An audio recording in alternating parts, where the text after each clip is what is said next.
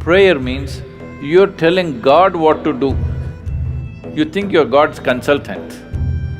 Meditation means you just shut up.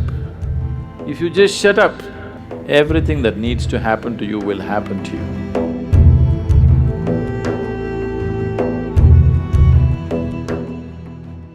So touching that dimension which is beyond the physical means you want to touch that dimension which is the basis of the physical. When you say that which is the basis of the physical, what you're talking is that you're not interested in creation, but you're interested in the source of creation. There, if you go and stand in front of the Creator, at least there you must keep your ideas down, isn't it?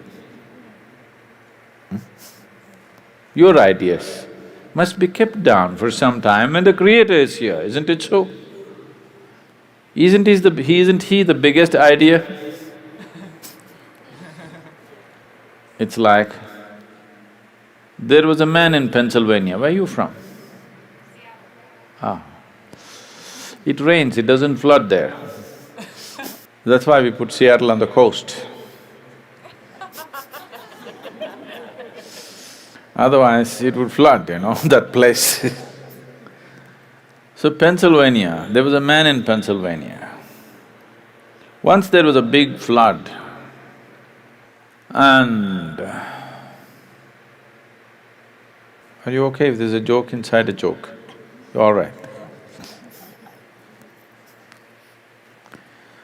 The flood was beginning to happen, the water was filling up, and there was a very enthusiastic young journalist who was reporting stage by stage, hour by hour as to how the flood is progressing, Because that is journalism. Somebody is drowning, report to the world, this man is drowning, look at him drowning, take it on the video and show it to everybody how a man drowns. You don't throw the goddamn camera and get the man, no. You show the whole world how a man can drown in a flood. So, these are not the days of video cameras, only, Morse code is how the report is being filed. So he filed a report very eloquently, he said, as God sits and watches, the water is filling up in this part of Pennsylvania and houses are going down and this and that, and described it in very eloquent terms.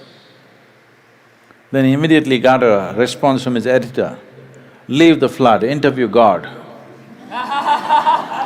God is sitting and watching, he thought he's somewhere here and forget about the flood, interview God. They didn't get to interview him, it continued. Many homes drowned, many people died, but one man survived. This man who survived went to New York City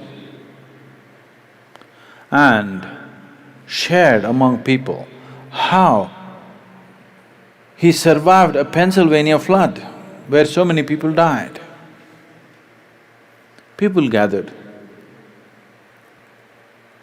Then he went to Boston and talked about how he survived a Pennsylvania flood, and more people gathered.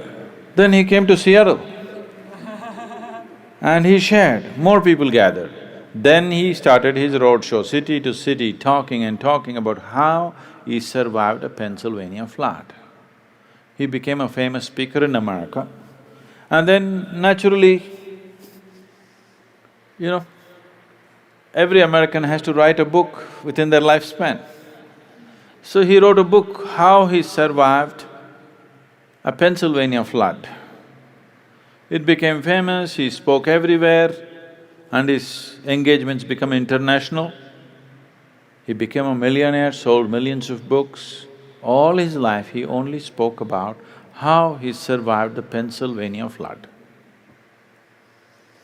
And one day he died, not in a flood, he died. And they had an assembly. He went through the pearly gates And there was an assembly of people and there was an opportunity to speak. A few people could speak. So he told his neighbors, I will share my experience about how I survived Pennsylvania flood. Somebody nudged him and said, there is no one in the audience.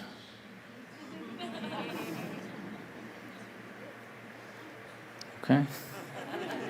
So, now you don't go stand in front of that which is the basis of creation and throw your ideas at him. You are his idea. Yes? You are just a figment of his idea. If he withdraws his idea, you're gone. So you don't put your ideas. So this is the essence of meditativeness. Prayer means you're telling God what to do. You think you're God's consultant. Meditation means you have understood your limitations, now you just shut up. If you just shut up on all levels, everything that needs to happen to you will happen to you. All the training is just to help them to shut up. That you don't throw your silly ideas at the Creator, you just shut up.